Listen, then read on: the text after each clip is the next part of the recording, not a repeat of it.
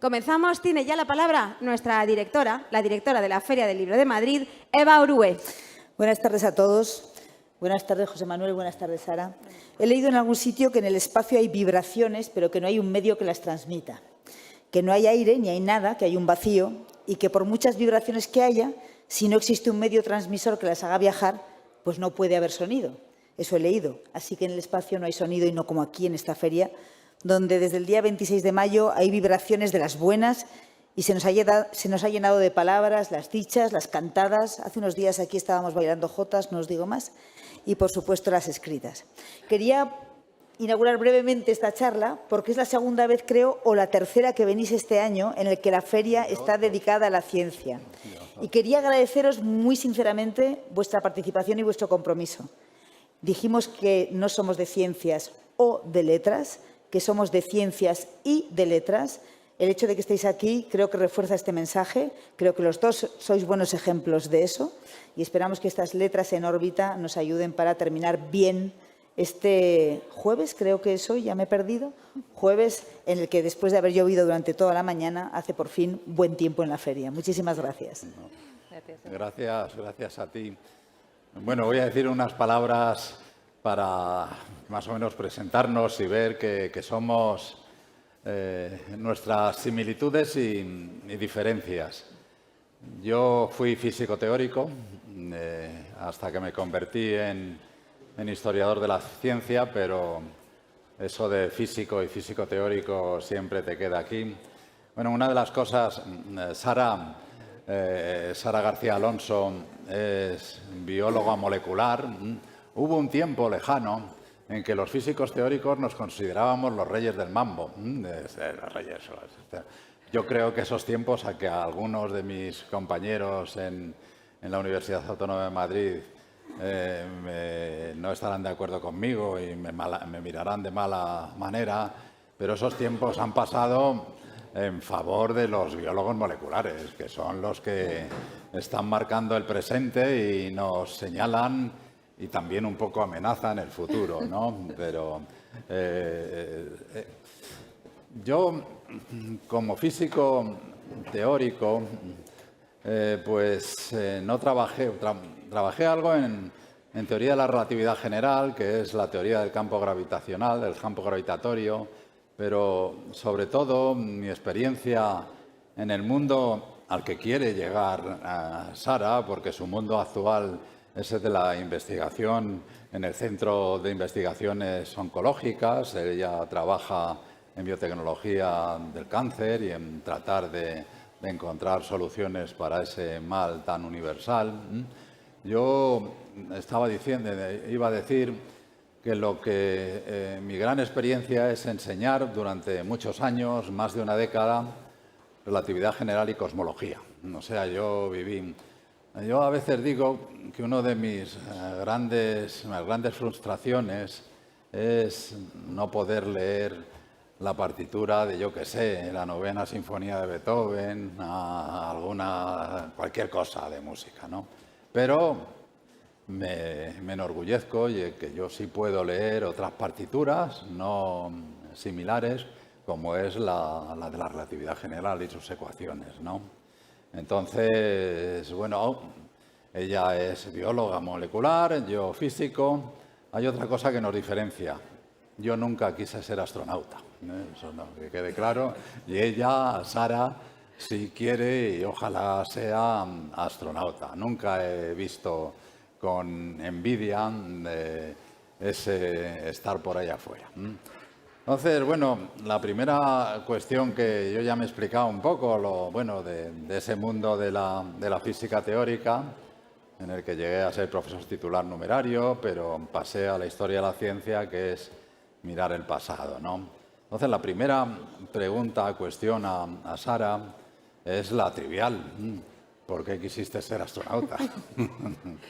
Ya, sí, es una pregunta que, bien, siendo yo bióloga molecular, es la verdad bastante curiosa. Por cierto, los físicos siempre seguiréis siendo los reyes del mambo.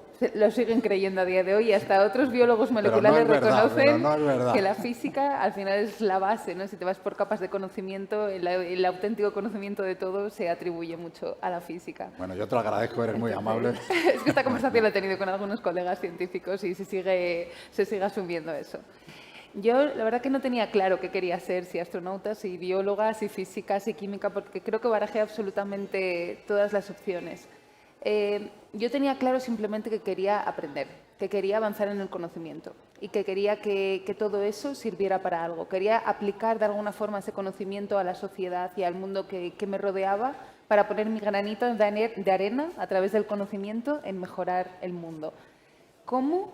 No lo tenía tan claro. Durante la carrera, que estudié biotecnología un poco precisamente por tener muchas opciones abiertas, descubrí un poco la vocación por el cáncer. El tema de astronauta surgió a raíz de la oferta que publicó la Agencia Espacial Europea y me di cuenta por primera vez a mis 33 años que a lo mejor sin saberlo había encontrado el trabajo de mis sueños. Porque sí que pensé en ser astronauta de pequeña, pero no sabía lo que eso implicaba ni a qué se dedicaba un astronauta.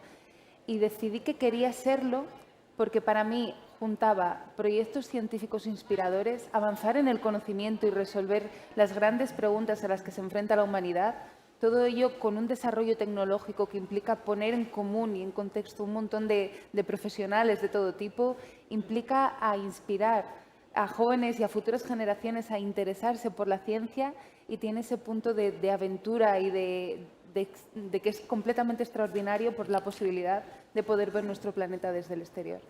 Esas 4 cosas dijeron, esto es lo que siempre he soñado y ni siquiera yo lo sabía. Sí, lo entiendo muy bien.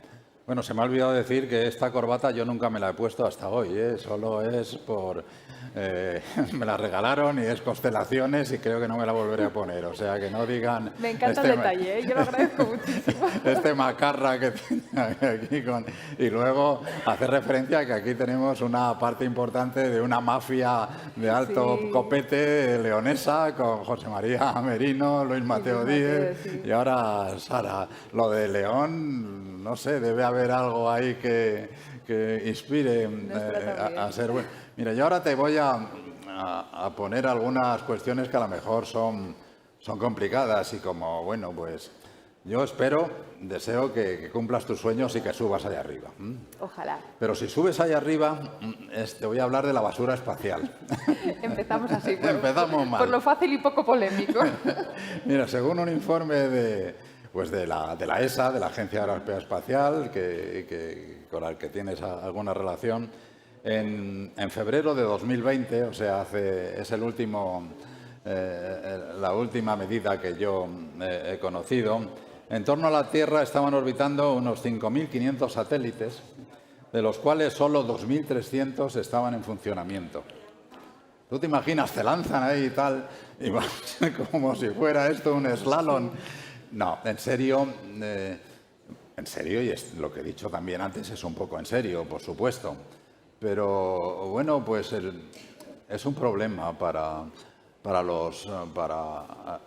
esas misiones. Tú lo que quieres, y lo has dicho ahora muy bien, es utilizar, primero satisfacer una ambición personal y una experiencia personal. Eso lo entiendo. Y aunque yo nunca quise ser astronauta, pero me gustaría, tal vez puedo entender en mirar ahí y debe ser algo que empieza a palpitar el corazón. Pero, bueno, si subes alguna vez, ¿cómo ves ese problema? Es un problema bastante grave en muchos sentidos. Por un lado, el propio riesgo que entraña para las misiones tripuladas, para los astronautas que van a la Estación Espacial Internacional ahora, más lejos en un futuro, es un riesgo porque si alguna de esos debris, si alguna de esos fragmentos de basura espacial choca, pues puede poner en peligro, por ejemplo, la Estación Espacial Internacional. Es un coste económico bestial en el sentido de que hay muchos satélites que están orbitando en la baja órbita de la Tierra que dependemos de ellos. Ahora mismo tenemos una dependencia de todo lo que está en baja órbita extremadamente grande por tema de comunicación, de navegación.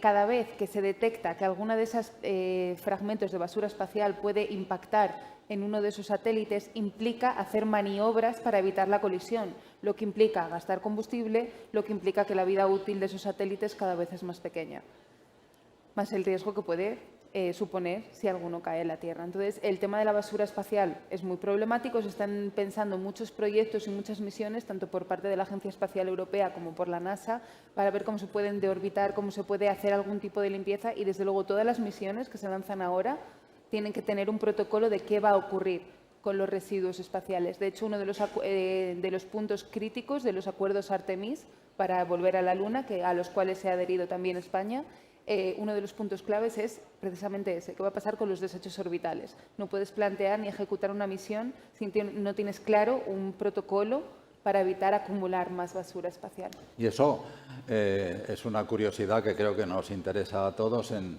los cursos, la formación que os dan a los futuros o candidatos a astronauta. Todo esto que nos has contado os lo explican, y os explican también esas misiones o ese futuro, porque cada vez va a haber más satélites ahí, o si no hay un protocolo, parece internacional, de controlar la abundancia. De momento esa parte no nos la han enseñado. Es tan amplio que realmente cada uno de estos puntos, desde cómo se ejecutan las misiones hasta cómo se gestionan los residuos, hay equipos enteros de investigación que se dedican a ello. Nosotros tenemos que saber un poco de todo y cómo se están haciendo, pero es más autodidacta en realidad que parte de la formación. Me gustaría saber tu opinión, y antes yo doy la mía para ser aquí sincero, sobre una cuestión que es el turismo espacial. Vale, me gusta que te mojes tú primero y luego me lo pases. No soy un fan, por decirlo suavemente, de Elon Musk. Elon Musk, el dueño de montones de cosas, en particular SpaceX, en el 15 de septiembre de 2021, hace 2 telediarios, uno de un satélite, un cohete, SpaceX, puso uno que ha diseñado, ha dirigido, gracias a su dinero se ha construido ese satélite, que es extraordinario, por supuesto ese cohete, que es extraordinario. Puso en órbita una cápsula con 4 civiles, sin entrenamiento, por lo que yo he leído, que pasaron un tiempo a 570 kilómetros de altura.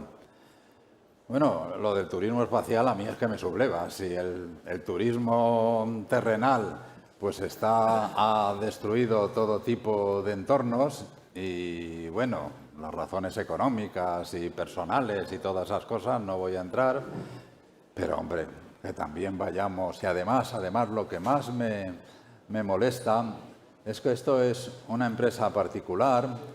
Yo he leído algunos de los acuerdos internacionales que son muy suaves y hacen hincapié sobre todo en cosas como que no se pongan en órbita satélites con armamento atómico, etcétera, etcétera. Luego dicen el espacio es de todos y todas las cosas. Pero bueno, me gustaría saber qué opinas, porque si hablábamos de basura espacial, pues ahora vamos a añadir una basura especial, no espacial, que es la del turismo. ¿Qué opinas de eso? Hay que matizar. Creo que tiene grandes beneficios y grandes contras también. Por comentar concretamente el caso de SpaceX y de Elon Musk, el hecho de que se avance hacia el turismo espacial, en realidad lo que implica es avanzar en el desarrollo tecnológico y en esos cohetes de los cuales ahora dependen, por ejemplo, todos los astronautas europeos. Antes, Europa no tiene capacidad autónoma de acceso al espacio y, desde luego, no puede hacer vuelos tripulados, no tiene capacidad de lanzamiento. Antes se lanzaban en colaboración con la agencia rusa, Roscosmos, y a raíz de la guerra de Ucrania esas relaciones se han roto. Entonces, dependemos completamente de la NASA para acceder con misiones tripuladas al espacio. Y ahora mismo la NASA, el acuerdo comercial es con SpaceX. Todas las pusieron en órbita estos 4 turistas, pero los otros 4 astronautas europeos que han tenido misiones de larga duración de 6 meses a la Estación Espacial Internacional han sido también gracias o por causa de Elon Musk. Entonces, el beneficio en el sentido de desarrollo económico y abrir posibilidades para misiones científicas, que es lo que se busca realmente con las agencias espaciales, me parece un pro. Ahora bien, hay que tener cuidado con cómo se priorizan las cosas. El turismo espacial nunca debería ser una prioridad frente a una misión que pretende hacer un descubrimiento, que pretende hacer una demostración tecnológica o traer algún tipo de beneficio de retorno económico para la humanidad de la Tierra. No simplemente por puro ocio, además cuando es un ocio tan prohibitivo, tan reservado para unos pocos. Entonces, en ese sentido, o llegar a confundir astronautas con gente que simplemente va a un vuelo con el gasto que eso implica y la contaminación frente a alguien que ha tenido una formación de unos cuantos años y que va a hacer experimentos científicos, guiado por un soporte en tierra. Entonces, por un lado, toda la tecnología es bienvenida, porque además las empresas avanzan mucho más deprisa que las agencias internacionales, pero hay que vigilar bien las prioridades y las misiones científicas siempre tienen que ser la prioridad. Ya que has tocado ese tema, esto es delicado, porque lo del capitalismo, la empresa privada con sus intereses y todo eso, la dependencia, claro, la NASA hace mucho tiempo que necesita dinero y donde lo den, pero bueno, Sí. eso es otra cuestión. Has tocado aquí un punto que es muy interesante y además que tú eres una persona especialmente ideal para hacerte esta cuestión. Que es la de los retornos científicos de las misiones espaciales. Bueno, esto de los retornos, las investigaciones que podemos llevar a cabo en el espacio que no se llevarían a cabo de la misma manera en laboratorios terrestres, ahora voy a eso.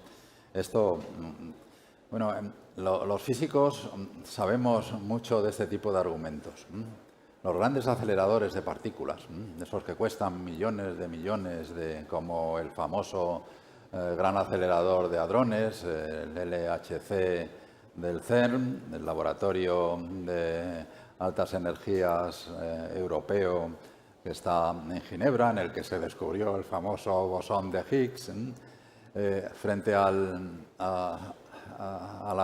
la crítica de que cuesta una barbaridad de dinero construir esos grandes instrumentos.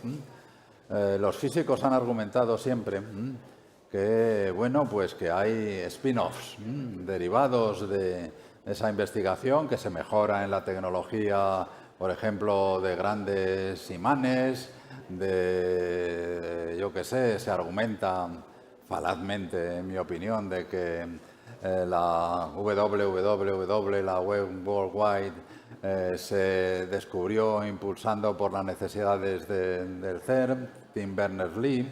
Digo falazmente porque ARPANET, que dependía del Departamento de Estado de Estados Unidos, mucho antes fue quien estableció las primeras redes en ese sentido. Es la prehistoria que condujo a nuestro mundo. Pero la pregunta que te quiero hacer, y sobre todo a ti como bióloga y además que estás especializada en el cáncer, ¿qué se puede hacer en laboratorios espaciales, en la Estación Espacial Internacional, por ejemplo, o en la que es una de las cosas, si puede, que tú estés todavía en forma para trabajar allí una futura estación orbital en torno a la Luna? ¿Qué se puede hacer en tu investigación en particular que no se pueda hacer o que se pueda hacer peor en la Tierra, en laboratorios con 9,8 de gravedad? Hay múltiples cosas que se pueden hacer. Por poner algunos ejemplos de por qué hacer investigación en microgravedad y no hacerla en la Tierra. De entrada, las aplicaciones secundarias que pueden devenir simplemente por buscar otro tipo de investigaciones. Y luego me voy a las ventajas de la microgravedad.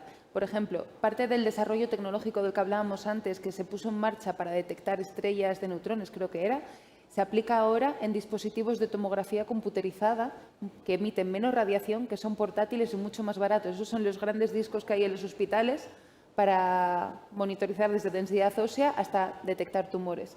Eso viene como una consecuencia derivada de tecnología para el espacio. Pero en mi caso, por ejemplo, cuando eliminamos la gravedad de la ecuación, se ha visto que las células tumorales tienen un comportamiento distinto. Proliferan menos, forman unos modelos similares a los tumores que tendríamos los seres humanos de manera mucho más sencilla. Y si todo eso se estudia qué está ocurriendo dentro de la célula, lo que podemos descubrir es pequeñas vulnerabilidades que a lo mejor no habíamos visto al estudiarlas en condiciones de gravedad en la Tierra. Por otro lado, por pensar en una aplicación práctica, y aquí como físico seguro sabes muchísimo más que yo al respecto, pero al eliminar la gravedad, los fluidos y la materia se comportan de manera distinta. Al final todo lo que predomina es como la tensión superficial y la mezcla por difusión. Eso permite generar aleaciones y nuevos materiales con una mezcla mucho más homogénea, cristales que sean más puros, en los que las relaciones atómicas sean más perfectas y más estructuradas. Eso que permite materiales o nuevas formulaciones de medicamentos. Y de ahí se puede derivar, por ejemplo, una aplicación de cáncer. Los ciclos de quimioterapia generalmente se aplican de manera intravenosa durante muchas horas por la formulación química que tienen estos productos. Si fuésemos capaces de darles otra estructura al material precisamente por cómo se establece microgravedad, podríamos pasar de 5 horas en un hospital a una pastilla, simplemente cambiando la estructura de las moléculas. Eso se está estudiando también en condiciones de microgravedad. Nuevos materiales, nuevos fluidos, hay multitud de aplicaciones. Y luego, por ejemplo, el hecho de que los propios astronautas se ven afectados por la ausencia de gravedad, al no tener que estar manteniendo la fuerza muscular y ósea en todo momento, hay una degeneración muy acelerada. Entonces, esos estudios de cómo evoluciona la pérdida ósea y la pérdida muscular se están aplicando en osteoporosis y en rehabilitación muscular, especialmente en gente mayor. Y todo eso deriva de los estudios que se han hecho a nivel de biomedicina a los propios astronautas. Ya esto me da pie a Stephen Hawking, el famoso Stephen Hawking, dijo más de una vez: nuestro futuro está en las estrellas, el futuro de la especie humana, ¿no?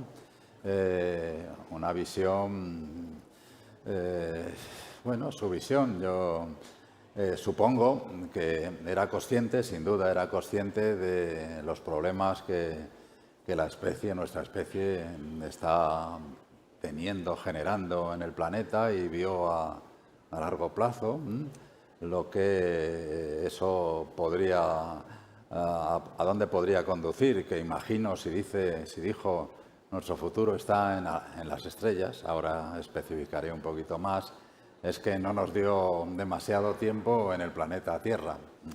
Bueno, yo personalmente creo que eso es una barbaridad. Si no somos capaces de resolver los problemas que tenemos planteados en la Tierra, y ahora es a donde voy a ir, el hábitat más cercano, y yo creo que el único, es Marte.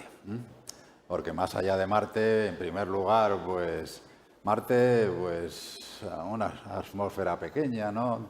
Tiene gravedad mucho más pequeña, frente al 9,8 metros por segundo al cuadrado y todas esas cosas, es 3,6, si no recuerdo mal. Pero más allá, los gigantes gaseosos, Júpiter, Saturno, pues esos son gaseosos. Y claro, bueno, que a lo mejor hay vida debajo de los mares, de las capas esas de hielo de algunas de las lunas. En 8 años a lo mejor sabemos algo. Sabemos algo, pero no nos vamos a instalar allí, ¿no? No. Y bueno, pues tú has hablado de lo que cambia la fisiología humana en estancias pequeñas en el espacio. Bueno, pues una de las cuestiones que se derivan, y que hay proyectos a largo plazo, supongo, pero a largo plazo no quiere decir demasiado, a lo mejor 50 años, 100 años, pero eso en la escala de la humanidad es casi un suspiro. En escalas cósmicas, pues qué voy a decir, ¿no? Es de establecer colonias permanentes en Marte. Bueno, en primer lugar, ¿te gustaría vivir allí establecerte allí en una colonia permanente, quiero decir? Me gusta mucho mi planeta. No me importaría estar en una misión, a día de hoy es completamente inviable, inverosímil, pero ir en una misión sí, establecer una colonia permanente. Preferiría que invirtiésemos en salvar nuestro planeta y no pensar ya tan pronto en un planeta B. Claro, es que los problemas, en primer lugar, creo que se tardan 5 meses en llegar a Marte, ¿no? Sí, que es un viaje un tanto largo. Pero luego, claro, si es colonias permanentes, pues aparte bueno, no hay atmósfera de oxígeno suficiente para vivir en Marte. Habría que crearla, vamos a ir creándola generaciones y generaciones y generaciones. Se puede pensar en transformar el planeta Marte, pero vamos, olvidémonos de también pues de qué alimentarte y todo eso, porque no va a ser aquí el puente aéreo Tierra-Marte, obviamente, pero reproducirse en condiciones de baja gravedad. Pues, ¿cómo ves todo eso? No creo que sea... Es, por una parte, ciencia ficción. Una de las cosas que yo digo es que, y tú lo sabes mejor que yo, es que la ciencia ya es más... ha sobrepasado a la ciencia ficción. Ofrece más posibilidades que la ciencia ficción más razonable, no la de que te meten ahí cosas, agujeros de gusano, etcétera, etcétera. ¿Cómo ves todo estos proyectos de humanidad para el futuro? Es verdad que la ciencia supera, y a mí me ha sorprendido mucho más que la ciencia ficción en general. Ahí hay mucho conocimiento ya que es fascinante, más de lo que llegamos a entender. A día de hoy me cuesta mucho imaginar algo como colonias permanentes en Marte porque estamos muy lejos de tener la tecnología que nos permita pensar en algo así. De todas formas, la tendencia es avanzar, es a desarrollarnos cada vez más, es en explorar cada vez más lejos. Por eso ahora se está volviendo también a la Luna, para empezar a desarrollar esas capacidades de soporte vital, de cómo conseguimos agua y oxígeno respirable, cómo conseguimos una atmósfera en la que podamos sobrevivir durante más tiempo, cómo podemos utilizar los recursos del cuerpo celeste en el que nos encontremos en ese momento para... Generalmente eso, para sistemas de soporte vital, cómo hacemos viajes que permitan el descenso a la superficie, el ascenso a estaciones que estén orbitando, cómo hacemos con las comunicaciones a Tierra, porque a la Luna hay 1 o 2 segundos de retardo, pero a Marte es mucho más. Necesitamos equipos cada vez más autónomos, cómo conseguimos esa autonomía en las misiones. Todo eso es lo que se estaba empezando ahora con el tema de del proyecto del programa Artemis, con la idea de en un futuro poder llegar a pisar Marte, pero antes de la década de los 40 ni siquiera se plantea que un ser humano ponga los pies en la superficie marciana. Entonces, hablar de colonias permanentes todavía estamos un poco lejos, pero desde luego es la tendencia, pero yo creo que porque es la propia naturaleza del ser humano. El ir siempre más allá, el buscar más cosas, el explorar, y no sabes lo que te vas a encontrar. A lo mejor el objetivo no es establecer una colonia, pero a lo mejor mientras trabajas para ello, descubres algo mucho más fascinante, como ocurrió, por ejemplo, con la presencia de las misiones en la Antártida. El objetivo no era vivir en la Antártida para siempre, pero gracias a esas misiones exploratorias se descubrió la capa de ozono y el agujero. No sabes lo que te puede deparar.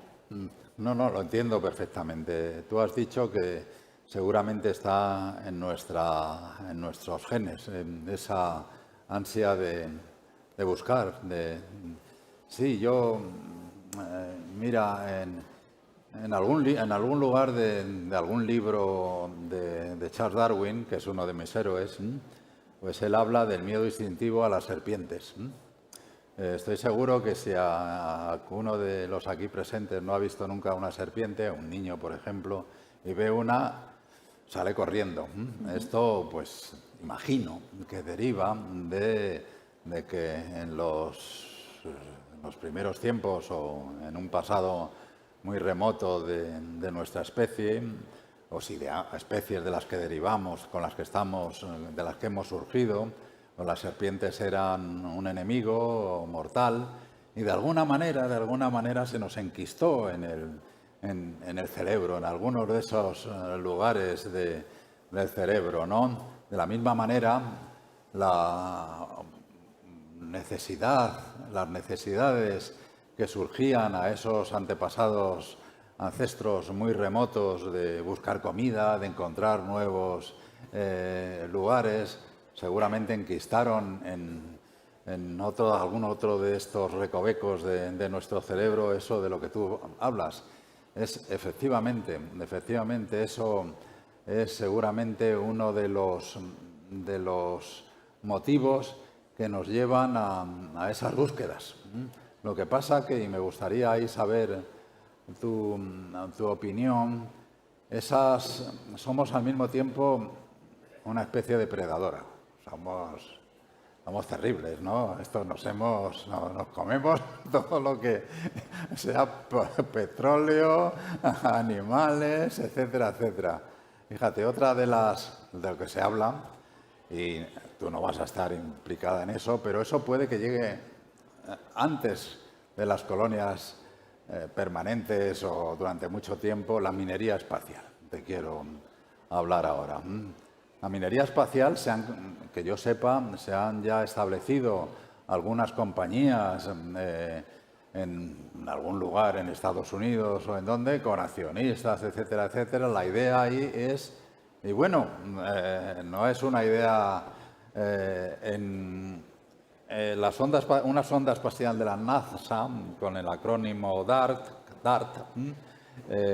chocó con el asteroide Dimorphos el 26 de septiembre de 2023. O sea que ahí la idea que subyacía es, bueno, si viene un bicharraco, un meteorito, algo así como el que hace 60 millones de años provocó esa catástrofe que condujo a la desaparición de montones de especies, las más famosas fue la de los dinosaurios, un meteorito parece de 10 kilómetros de diámetro que cayó, se ha visto ahora los restos en el Golfo de México. Bueno, pues si vemos aquí, identificamos un enemigo, pues vamos a prepararnos para combatirlo. Y esto es así, pero lo que quiero yo de este es un ensayo para en el futuro estar preparados si viene este enemigo externo. Pero si podemos hacer eso, si se puede hacer eso, y eso ya se ha hecho, la minería espacial, que es otra muestra de nuestra capacidad, de nuestra dimensión de depredadores, pues terminará llevándose a cabo con todos los problemas que, en primer lugar, en la Luna.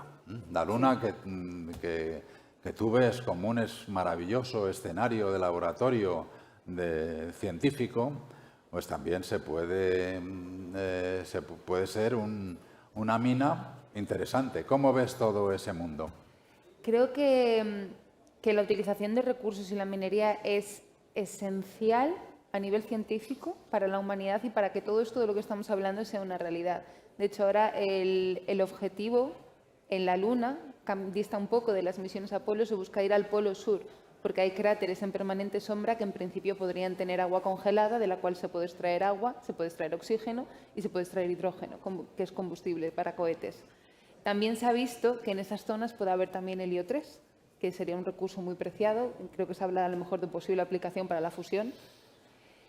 Todo eso, volviendo otra vez al programa Artemis y a los acuerdos que han firmado ya 25 países, está también contemplado. El tema de cómo se utilizan esos recursos espaciales para dar prioridad siempre al beneficio de la humanidad y a las misiones científicas. Obviamente va a haber empresas que quieran utilizar esos recursos. Creo que ahí la clave es que haya una buena legislación, que haya unos buenos acuerdos y que no se permita, que no sea un todo vale. Obviamente eso tiene que estar muy regulado y en mi opinión es que siempre, igual que cuando hablábamos del turismo espacial, prime la ciencia y prime el beneficio global de la humanidad y no los intereses particulares del resto de actores. Obviamente esto es muy utópico, ya sé que estoy aquí dando un mensaje demasiado ingenuo quizás, bueno, sí, ahí... pero creo que con una buena legislación, al final, de momento ese terreno no es que yo llego, pongo y digo esta parte es mía y puedo hacer toda la minería y toda la extracción para mi beneficio. Eso no funciona así. Eso funciona así, termina funcionando así. No, esto es muy interesante porque refleja, yo no participo de esas ideas, las entiendo muy bien lo que estás diciendo tú, pero una de las cosas que vamos, la humanidad, esto que voy a decir no me lo creo, ¿eh? La humanidad tendrá que decidir. No, la humanidad no decide muchas cosas, ¿eh? La humanidad no se le ponen como ocurre en Suiza, que es cada 2 por 3 están votando si quieren que abran una cosa u otra. La humanidad no funciona de esta manera, por desgracia, por desgracia. Somos, en el común de los mortales, somos sujetos pasivos, es mi opinión, quiero decir, ¿eh? Mi opinión no de cómo se desarrolla, sobre todo en un mundo, el del capitalismo. El capitalismo, visión personal, ¿eh? No, aquí no vamos a ser claros. Ha ofrecido y ofrece unos beneficios fenomenales al desarrollo de la humanidad, sin duda alguna, pero trae en sí mismo contradicciones muy peligrosas. Una es la de, y eso tiene que ver con lo que estamos hablando, el crecimiento continuo, o en su versión más cínica, el crecimiento. Lo de cínico es una cosa que también lo digo yo, vamos, que no, el crecimiento sostenible. En un sistema finito como es la Tierra, el crecimiento sostenible o continuo es un oxímoron, ¿no? Es algo contradictorio en sus propios términos. Una de las salidas de ese crecimiento, de ese ansia de conocer, de crecer, está en la minería espacial. Es verdad lo que tú dices, todas esas ventajas que podría tener y que seguramente tiene para el conocer. Pero al mismo tiempo, en mi opinión, pues lo de la minería, como la minería terrestre, es para satisfacer necesidades humanas, no necesidades de conocimiento. De hecho, la ciencia, la investigación científica en la actualidad, por supuesto, progresa, existe, pero tiene que coexistir con la investigación científica dirigida a necesidades tecnológicas. Cuando tú has dicho que es que la NASA necesita de los cohetes o de los dineros que desarrolla, que son magníficos por otra parte, SpaceX de Elon Musk, pues ahí tienes una manifestación de eso. En la Luna yo vislumbro, algunas veces me decían, ¿qué es lo que se te ocurre a ti razonable? Yo digo, pues poner un telescopio en la cara oculta de la Luna, porque ahí no tiene interferencias, etcétera, etcétera. Pero yo, la Luna, con esas cosas que tú dices, que seguramente sin duda se harán, pero también, por ejemplo, la búsqueda de esos metales raros que son cada vez más escasos para satisfacer, para alimentar cosas como las que llevamos en los bolsillos, etcétera, etcétera. De manera que, volviendo al principio, y tu visión y tus argumentos son idealistas, generosos, buenos, pero los míos son un poco el del colmillo retorcido, que dice, esto sí, pero también lo otro, ¿no? Entonces, si es algo que, insisto, la humanidad en algún momento debería poder intervenir, porque estamos medios que condicionan nuestras opiniones, la difusión de conocimiento, como son las redes en las que yo no participo y todo eso, no están en manos públicas, sino están en manos privadas. Entonces, bueno, hay alguna otra cosa que quería saber. Tus esperanzas y lo que a mí a veces me han preguntado, ¿qué es lo que más le gustaría a usted saber relacionado con la ciencia y la tecnología? Yo siempre digo lo mismo, despertarme un día y escuchar que se ha descubierto vida inteligente en algún lugar de nuestra galaxia. Fuera de la galaxia está muy fastidiado para saber algo de ese tipo. Vida inteligente.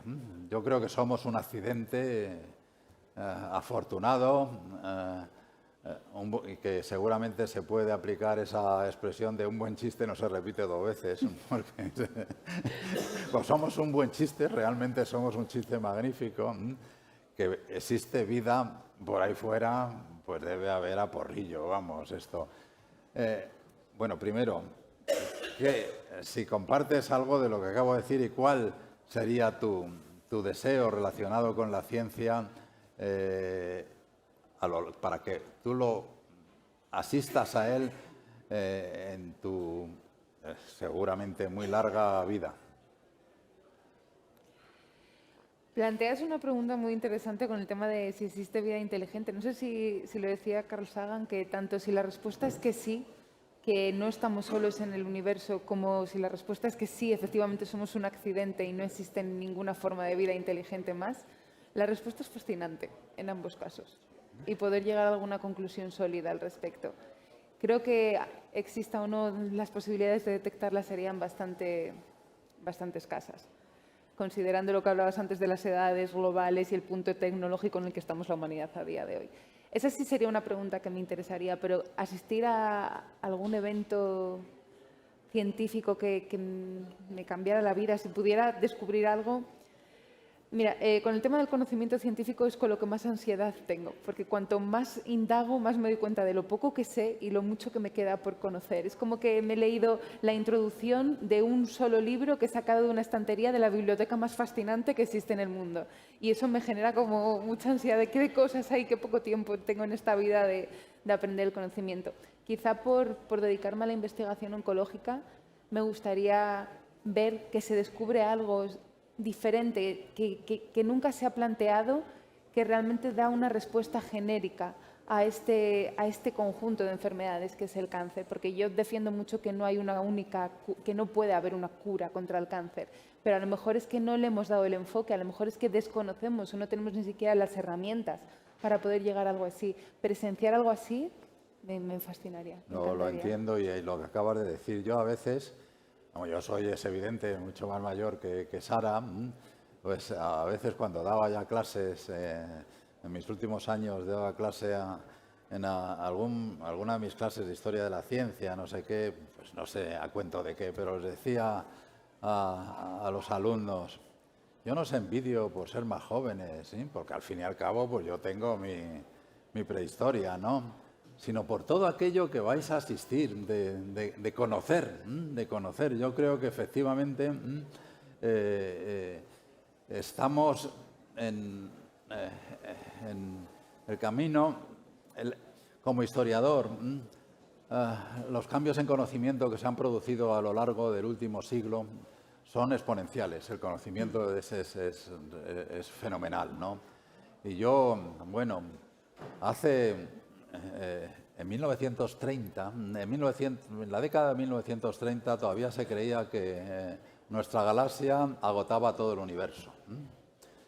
Cuando yo nací no se había descubierto la estructura del ADN, fíjate que si somos viejos, la maravillosa doble hélice. Y ahora, pues eso es, fíjate, entonces eso, ahora se habla mucho, está de moda la inteligencia artificial que nos va a cogotar, etcétera, etcétera. Bueno, yo solo sé que como la energía nuclear está en nuestras manos, porque nosotros somos los que al fin y al cabo, por mucho que digan que es que cuando se desarrolle y se estén interconectadas no va a haber quien la pare, porque pueden tomar sus propias decisiones, yo creo que si desarrollamos el suficiente esfuerzo, podemos establecer maneras de decir hasta aquí has llegado y apago el botón, ¿no?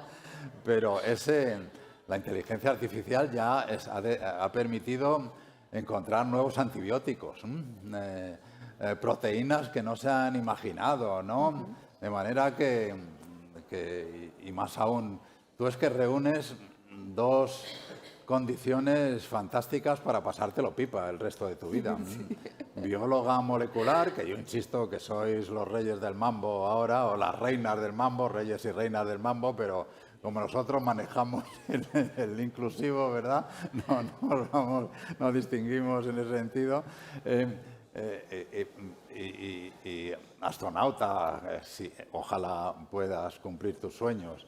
De manera que eso será fantástico. Fíjate, una de las cosas que como bióloga me gustaría saber, si esto es que yo desvarío, yo pienso a veces yo soy darwiniano hasta la médula. Soy primo hermano, ya lo dije el otro día aquí, de la lombriz de tierra y del lejano pariente lejano, ¿no?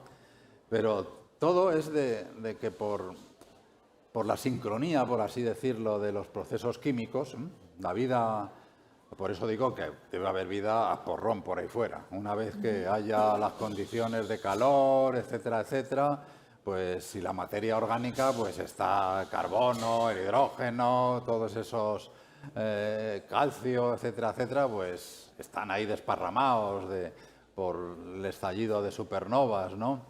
Pues de alguna manera se sucedió una solución que es básicamente el ADN. Pero desvarío si digo que a lo mejor sería posible encontrar otra solución para la vida, no basada en los fosfatos, en los nucleótidos del ADN, y que eso a lo mejor podría un día encontrarse en un laboratorio de la Tierra. En un laboratorio de la Tierra lo veo... Manejando así... Lo veo difícil. Se ha discutido mucho al respecto si podría haber formas de moléculas que de manera individual fueran capaces de evolucionar, que es lo que define un poco todo esto. La forma más perfecta siempre ha sido la basada en el carbono y concretamente en el tema de moléculas que puedan evolucionar, el ADN. Pero claro, ese es el conocimiento que tenemos ahora, que está completamente sesgado por precisamente las herramientas que tenemos y lo que conocemos. Cuando avancemos un poco más, quién sabe las posibilidades. Descartar algo que desconocemos sería un poco ilusorio.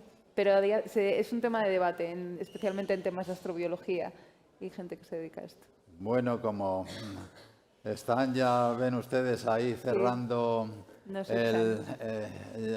esto, y a las 9 cierran la feria. Yo voy solo dos preguntas que alguno de ustedes no soy muy amigo de que se hagan preguntas, pero hombre, como teniendo aquí a la futura viajera del cosmos, pues estoy seguro que alguno de ustedes, pero insisto, solo voy a admitir 2 preguntas. La primera.